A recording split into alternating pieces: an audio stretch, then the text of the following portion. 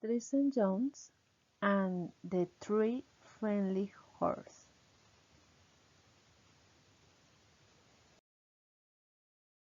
Once upon a time there was a adorable youth called Tristan Jones. She was on the way to see her love Felicity workshop when she decided to take a short cut down New Swamp. It one long before Tristan got lost. She looked around, but all she could see were trees nervously. She fell into her bag for the favorite toy, Dolly, but Dolly was where her to be found. Tristan began to panic. She felt sure she had picked Dolly to make tea, where she was straining to feel hungry. Unexpectedly, she saw a friendly horse dressed in a purple jacket disappearing into the trees. How old? Thought Tristan, for the want of anything better to do. She decided to follow the peculiarly dressed horse. Perhaps it could take him the way of the forest. Eventually, Tristan reached a clearing. She found herself surrounded by houses made from different sorts of food. There was a house made from carrots, a house made from chocolates, and house made from fruit gums, and house made from cakes.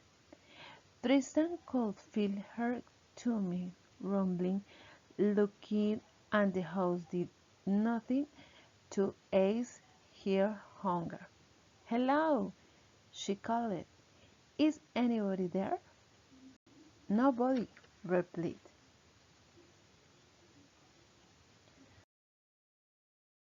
Tristan looked at the roof on the closed house and wondered if it would by rotting eat somebody else make. Absolutely, it would be impolite to eat our house, but perhaps it would be considered acceptable to nibble the old fixture or like the old fiffin in a time of need. A clicky broad tongue the air, giving Tristan a fight. I will jump into the space in front of the house. She was carrying a cage. In that cage was Dolly. "Dolly?" shouted Tristan. She darted to the wish. "That's my doll." "The wish you strung it?" "Give Dolly back," cried Tristan. "Not on your Nelly," said the wish. "Let's let Dolly out of that cage." Before she could repeat their friendly horror in front of footpath on the other side of the clearing, Tristan recognized the one in the purple jacket that she'd seen earlier. The wit seemed to recognize him too. "Hello, big horse," said the witch. "Good morning." The horse noticed Dolly. "Who is this?" "That's Dolly," explained the witch. "Oh, Dolly, will look lovely in my house. Give him to me." demanded the horse. The witch shook her head. Dolly is staying with me. Excuse me, Tristan interrupted. Dolly lied with me, and not in the cage. Big Horse ignored her. Is there nothing you trade? He escaped the wish. The wish? Thought for the moment, then said, I do like to be entertained. I'll release him to anybody who can eat wool from dirt. Big Horse looked at the house made from cakes and said, no problem. I could eat an entire house made from cakes if I want to.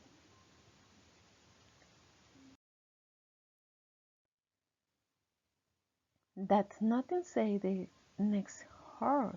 I could eat two houses. There's no need to show off, said the witch. Just eat in the front door and I'll let you have Dolly. Tristan watched, feeling very worried. She didn't want the witch to give Dolly to Big Horse. She didn't it, Dolly? Well, like living with friendly house. I went from her house and her other toys. The other two horses watched while Big Horse pat on his beak and withdrew a knife and from his pocket. It is the whole house. Say Big Horse that you was. Big Horse pulled off corner of the front door of the half-mile from chocolate. He gulped in that simile and went back to form and more and more. Eventually, Big Horse started to get bigger, just a little bit bigger at first. But after a few more forkfuls of chocolate, he grew to the size of Leroy's bonbon, and he was every bit is around. I don't feel too good, say because suddenly he started to roll. He rolled so round that the cold no longer balanced. Help! He cried. As he rolled off down a slope in the forest, Big Horse never finished eating. The front door made from chocolate and Dolly remained trapped in the wish cage. Every horse stood up and approached the house made from guys. I'll eat the whole house, say every house you watch.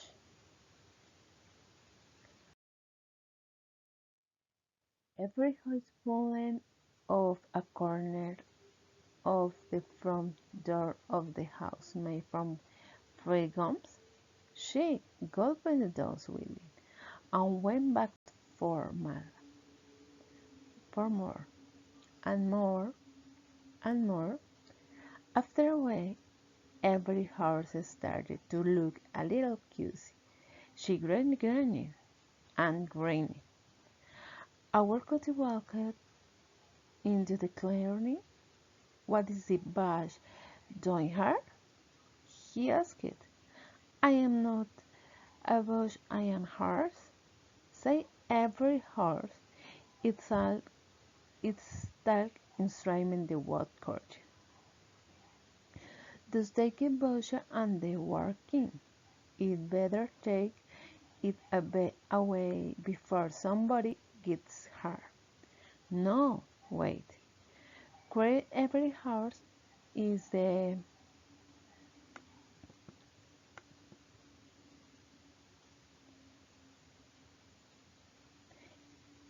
work Cutter picked her by the forecorner, fries and cried the horse away under his arm.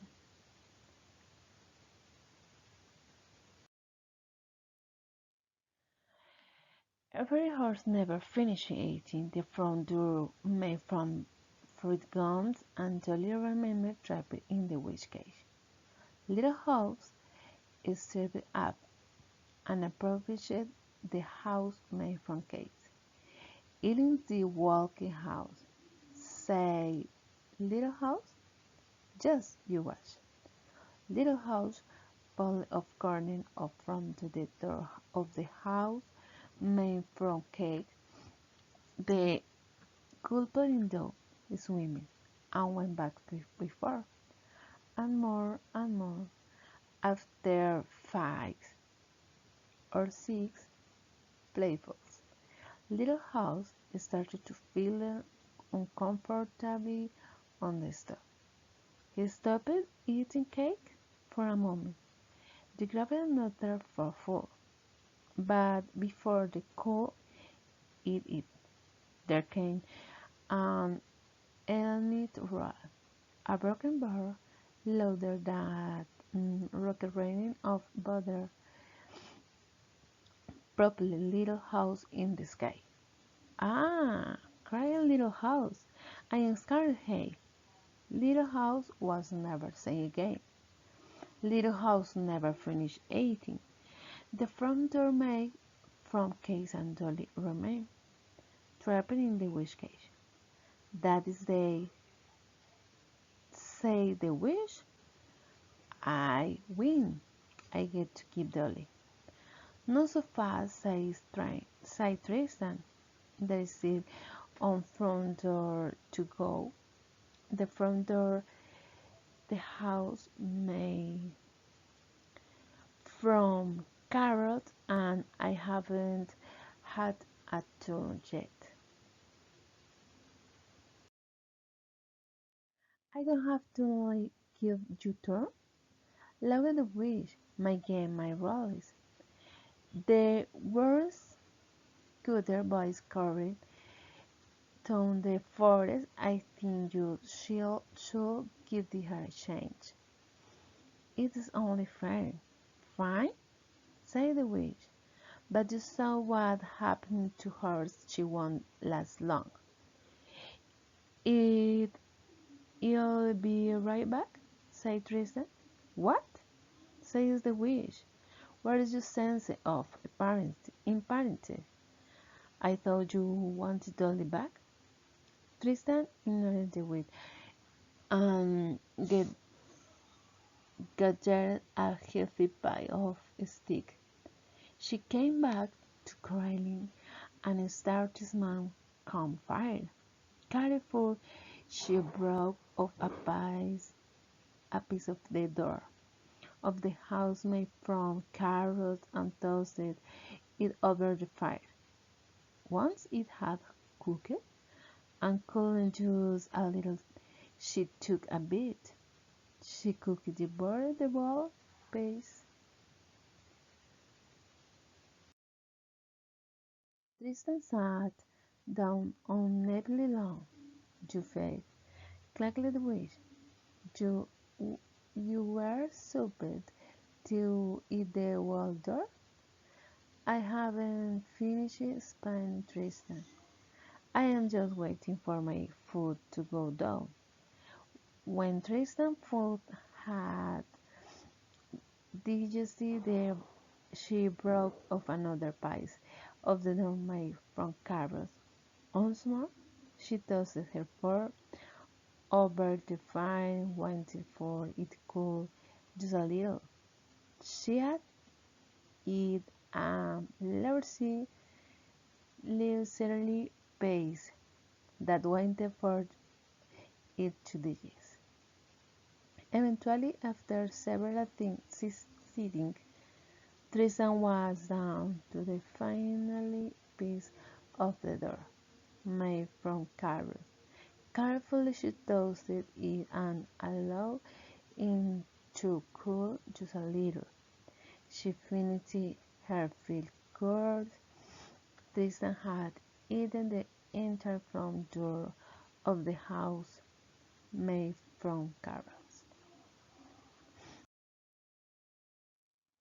The witch stamped her too angrily. "You must have tricked me," she said. "I don't rem- reward cheating." "I don't think so," said a voice. It was Warcutter. He walked back into the clearing, carrying his axe. "This a little gift, one fighting scar, no hat over Dolly, or I will chop your brown skin in half." The witch looked horrified. She grabbed her brown skin and placed it in the behind her. Then, huffing, she opened the door of the cage. Tristan hurried over and grabbed Dolly, checking that her favorite toy was a right. Finally, Dolly was unharmed. Tristan, taking take the water, grabbed a quiet sorry, and early on the meet Felicity. It was starting to get dark. While Tristan go to Felicity's house, Love throwing her arms around her. "I was so worried," cried Felicity. "You are very late." As Tristan described her day, she could the Felicity did believe in her, so she grabbed an epic from her pocket. "What's that?" asked Felicity. Tristan unwrapped a doorknob made from chocolate pudding, she said. Felicity almost fell off her chair. Then